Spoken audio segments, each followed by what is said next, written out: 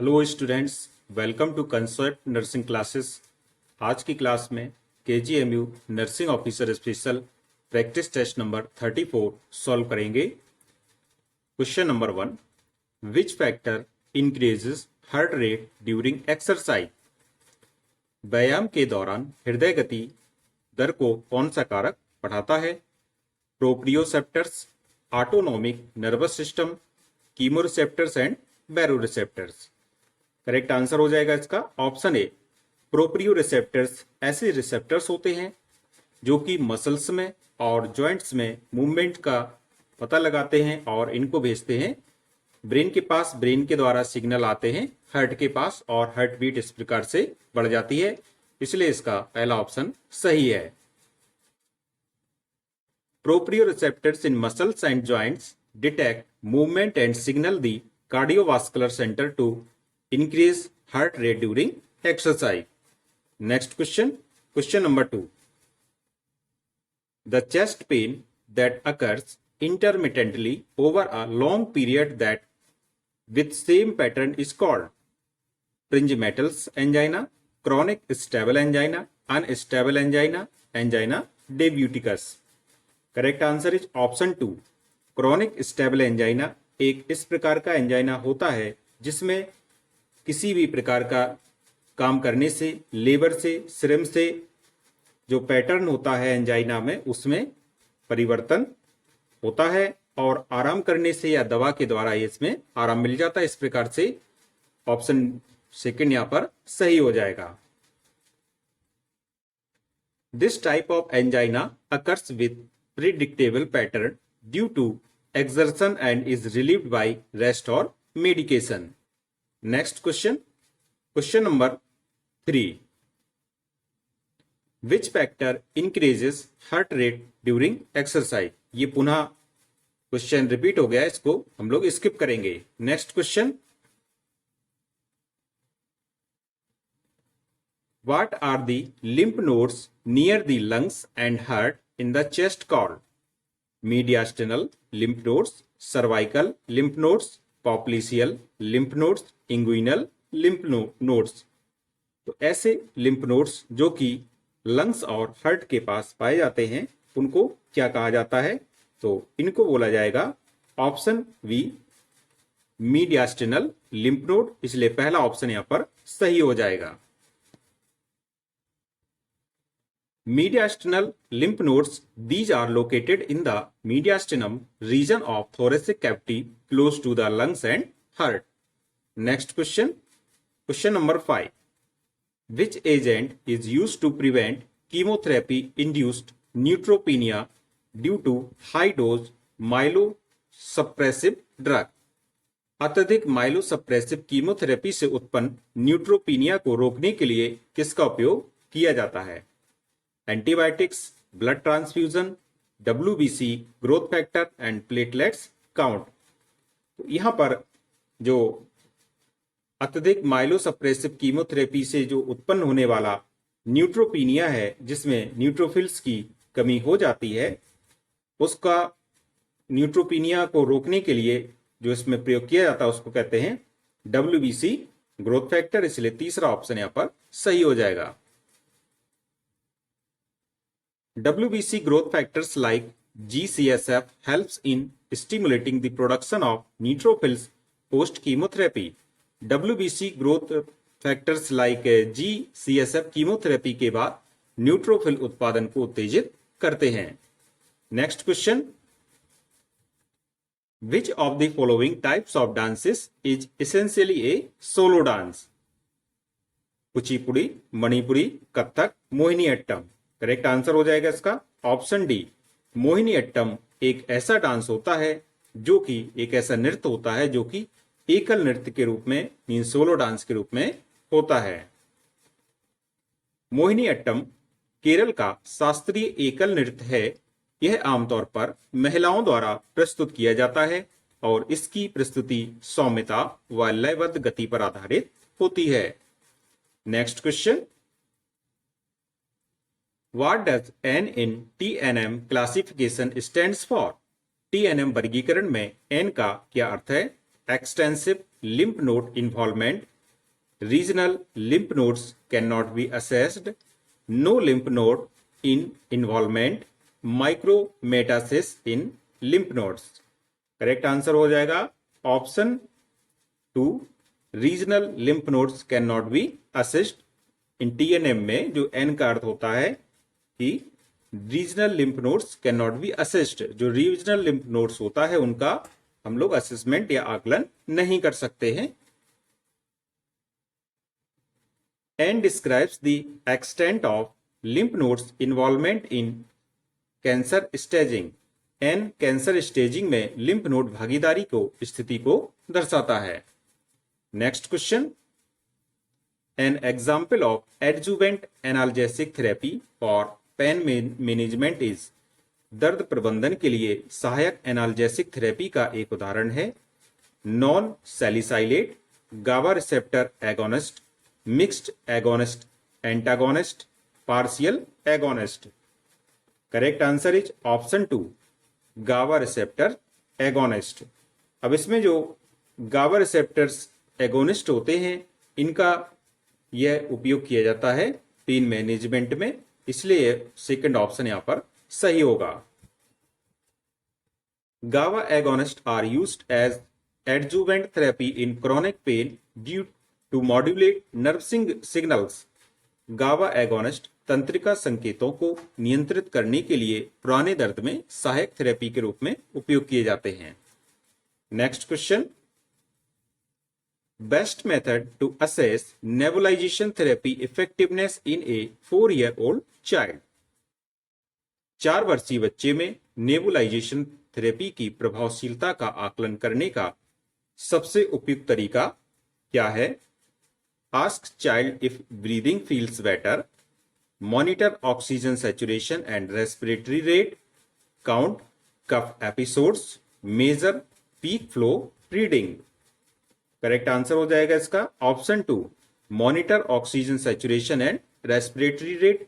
Oxygen saturation और respiratory rate को monitor करना, निगरानी करना, यह 4 वर्षीय बच्चे में नेबुलाइजेशन की जो इफेक्टिवनेस है उसको जांचने के लिए उपयोग करने का एक तरीका होता है, इसलिए यहां पर सेकंड ऑप्शन सही है। Objective indicators like oxygen saturation and respiratory rate are most reliable for assessment. Next question, question number 10, CAD stands for computer aided design, computer algorithm for design, computer applications for design, none of these. Correct answer हो जाएगा इसका option A, CAD का जो अर्थ होता है यह होता है कंप्यूटर एडेड डिजाइन। CAD का पूरा नाम कंप्यूटर एडेड डिजाइन है। यह एक कंप्यूटर आधारित प्रोग्राम है जिसकी सहायता से किसी भी वस्तु की 2D एवं 3D डिजाइनिंग और प्रिंटिंग की जा सकती है। CAD एक ऐसा सॉफ्टवेयर होता है जिससे 2D और 3D आकृतियां बनाई जा सकती हैं।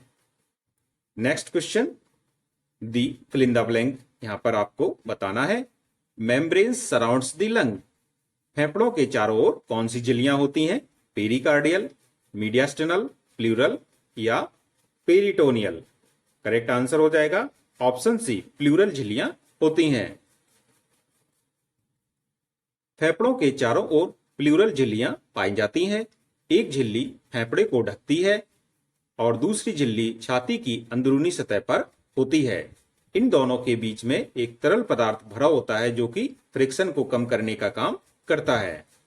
Next question, question number 12, the guardian of Indian constitution is. भारतीय संविधान का संरक्षक है supreme court of India, high court, president of India, prime minister of India. Correct answer is option A, supreme court या ऑफ इंडिया। भारत का सर्वोच्च न्यायालय भारतीय संविधान का संरक्षक है। भारतीय संविधान की संरक्षक संस्था सर्वोच्च न्यायालय सुप्रीम कोर्ट होती है।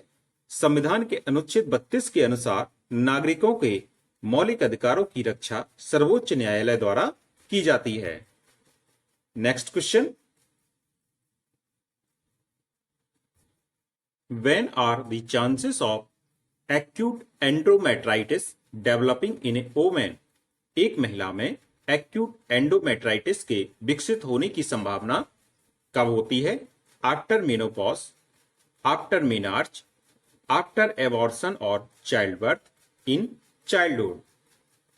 Correct answer is option C, after abortion और चाइल्ड बर्थ। गर्भपात या प्रसव के बाद एक महिला में एक्यूट एंडोमेट्राइटिस डेवलप होने की संभावना सबसे अधिक होती है, इसलिए यहां पर सी ऑप्शन सही है। गर्भपात या प्रसव के बाद एंडोमेट्रियम में संक्रमण की संभावना बढ़ जाती है, जिससे तीव्र एंडोमेट्राइटिस हो सकता है। गर्भाशय के अंदर आईयूडी या अन्य कारणों से भी यह हो सकता है। तो कभी कभी इसका कारण इंट्रायूटेराइन डिवाइसेस भी होती हैं, और जो प्रमुख कारण यहां पर दिया गया है यह एबॉर्शन और चाइल्ड बर्थ के बाद ऐसा देखने को मिलता है। Next question, question number 15।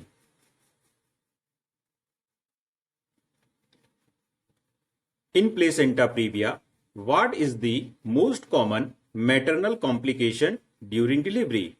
Placenta previa की स्थिति में प्रसव के दौरान सबसे सामान्य मैटरनल कॉम्प्लिकेशन क्या होती है?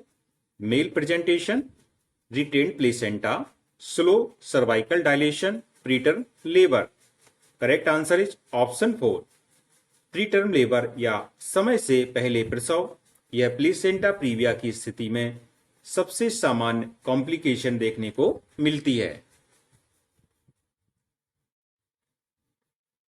Placenta previa often leads to bleeding which can cause preterm labour. Placenta previa में अक्सर ब्लीडिंग होता है, रक्तस्राव होता है, जिससे समय से पहले प्रसव हो सकता है। Next question,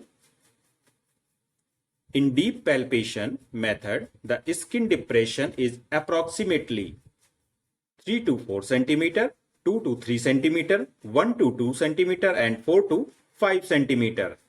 deep palpation method में जो स्किन डिप्रेशन है वह कितना होता है, कितनी गहराई तक दबाया जाता है स्किन को?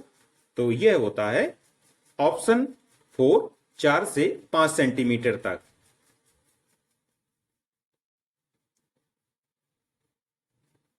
Deep palpation involves pressing 4 to 5 centimeter deep into the abdomen to assess internal organs. Next question, which immunity type leads to development of autoimmune disorder? कौन सी प्रतिरक्षा व्यक्ति में स्व प्रतिरक्षी विकारों के विकास की ओर ले जाती है? Natural immunity, auto immunity, passive immunity and active immunity. तो किस प्रकार की इम्यूनिटी ऐसी होती है जो कि ऑटो इम्यून डिसऑर्डर्स पैदा करती है? तो ऑटो इम्यून डिसऑर्डर आपने सुने होंगे, बहुत से डिसऑर्डर होते हैं, जैसे कि रीमेटॉइड आर्थराइटिस भी ऑटो इम्यून डिसऑर्डर है। तो इसमें से जो इसका कारण बनता है ऑटो इम्यून डिसऑर्डर का, गठियावात जिसे कहते हैं, तो इसका जो करेक्ट आंसर हो जाएगा ऑटो इम्यूनिटी, इसका सही ऑप्शन है। जब अपना ही जो इम्यून सिस्टम है गलती से बॉडी पर आक्रमण कर देता है, स्वस्थ कोशिकाओं को अफेक्टेड करता है, तो इसको ऑटो इम्यून डिसऑर्डर्स बोलते हैं। और आप लोगों ने अच्छी तरह देखा होगा, जैसे गठियावात है, ये भी ऑटो इम्यून डिसऑर्डर का उदाहरण है। इस प्रकार से हमारा सेकंड ऑप्शन करेक्ट हो जाएगा। Autoimmunity is a condition in which the immune system attacks the body's own cells. Next question, what should be the first step in providing first aid for a snake bite? Apply ice to bite site, suck the poison, immobilize the affected limb below heart level, ask the person to walk to seek help. Correct answer हो जाएगा सांप के काटने पर जो प्राथमिक उपचार होता है यह होता है जहां अफेक्टेड एरिया है उसको नीचे रखना है, इमोबिलाइज करना है और हृदय से के लेवल से नीचे रखें। तीसरा ऑप्शन इस प्रकार से सही हो जाएगा। Keeping the limb below heart level slows venom spread and reduces circulation. अंग को हृदय स्तर से नीचे रखने से जहर के फैलाव की गति धीमी होती है और रक्त प्रवाह नियंत्रित रहता है। Next question, For quantitative research, sample size is calculated based on subgroup analysis, attrition problems, homogeneity of population, power analysis. Correct answer is option 4, power analysis या शक्ति विश्लेषण। एक ऐसा सैंपल साइज होता है जिसमें क्वांटिटेटिव रिसर्च के लिए सैंपल लिए जाते हैं। तो मात्रात्मक अध्ययन के लिए प्रतिदर्श आकार की गणना इस आधार पर की जाती है, किस आधार पर? पावर एनालिसिस या शक्ति विश्लेषण के आधार पर की जाती है। Power analysis determines the sample size needed to detect a statistically significant effect. शक्ति विश्लेषण यह निर्धारित करता है कि सांख्यिकीय रूप से महत्वपूर्ण प्रभाव का पता लगाने के लिए कितने नमूनों की आवश्यकता है। तो आज का प्रैक्टिस टेस्ट यहीं पर समाप्त होता है। यदि आपको ये अच्छा लगे तो please like, comment and subscribe my channel. Thank you.